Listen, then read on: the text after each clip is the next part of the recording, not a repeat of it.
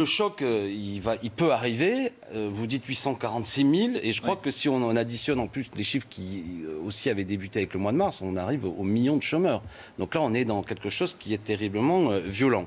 Donc, de ce point de vue-là, il faut maintenir des mesures d'aide, et si j'ai bien compris, même le gouvernement commence à baisser l'aide qui était au chômage partiel. Jusque-là, il prenait en charge, vous savez, sur les 85% du chômage partiel, il en prenait en charge 100%. Désormais, il ne va plus prendre en charge que 85% de ces 85%. Ouais. Ça veut dire que pour beaucoup d'entreprises et de petits patrons, ça va être dur de maintenir leurs salariés. Tout ça n'est pas une bonne mesure. Donc il faut continuer à aider. Et évidemment, il faut toutes les aides publiques que l'on accorde, les conditionner au fait que ce ne soit pas dans des entreprises qui vont licencier. Parce que ça coûte cher le chômage, c'est terrible sur le plan social, c'est terrible sur le plan même financier, etc. C'est pas le moment, par exemple, de mettre en application la baisse de l'assurance chômage qui était prévue, telle que la réforme avait été faite bien avant la crise du Covid. C'est le moment de geler, par exemple, ce qui a été fait, et pour le coup, c'est pas une mauvaise idée vis-à-vis des intermittents du spectacle. Vous vous souvenez la mesure qui avait été prise par le président de la République, de dire on fait une année blanche du point de vue des droits.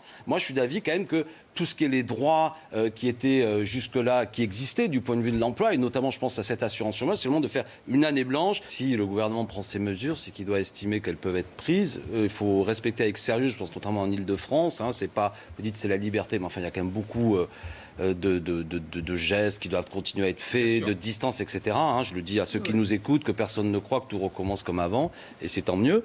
Après, nous, depuis le début, on a une attitude qui consiste quand même à dire attention, restons prudents. Par exemple, moi, j'ai eu l'honneur, si je puis dire, l'autre jour, quand je suis allé à Matignon représenter la France Insoumise, c'était débat sur les municipales, et j'avais écouté M. Jean-Paul Delfrécy, c'est le président du Conseil scientifique, qui dit quand même, attention, les scientifiques sont très modestes par rapport à leur connaissance vis-à-vis de ce virus. Il nous dit, par exemple, il ne connaît pas bien les éléments de transmission du virus.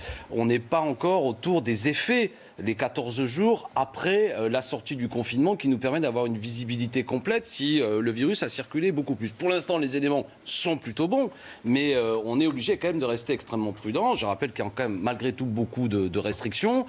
On a parlé élections municipales, vous connaissez notre opinion. On nous dit en même temps, attention, pas de réunion publique, machin. Nous, s'il n'y a pas de campagne possible, ça nous semblait délicat de faire une élection dans ce cadre-là. Mais si les choses vont dans le bon sens, de ce point de vue-là, c'est pas ça que moi, le reproche, puisque évidemment, étant insoumis, je suis toujours une tête dure, c'est que je trouve que ce qui manque, c'est le volet social. Parce que maintenant, on va rentrer, et j'imagine que vous allez m'interroger là-dessus, c'est ça le sujet.